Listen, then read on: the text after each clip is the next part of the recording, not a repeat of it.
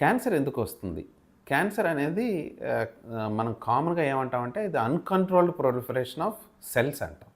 అంటే గతి తప్పుతున్నాయన్నమాట. అంటే మన శరీరంలో కణాలు పుడుతూ ఉంటాయి, చనిపోతూ ఉంటాయి. మిలియన్స్, ట్రిలియన్స్ ఆఫ్ సెల్స్ అంటే కణాలు మన బాడీలో ఉంటూ ఉంటాయి.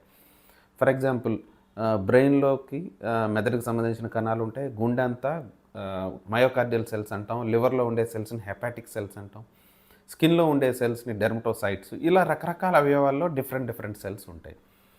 ఇవి పుడుతూ ఉంటాయి, చనిపోతూ ఉంటాయి. దానికి ఒక రకమైన మెకానిజం ఉంటూ ఉంటుందన్నమాట. జెనెటిక్ మెకానిజం అండ్ సిగ్నల్స్, ఎప్పుడు దాన్ని పుట్టించాలి, ఎప్పుడు దాన్ని చంపాలి అనేది మెకానిజం క్లియర్‌గా ఉంటుంది.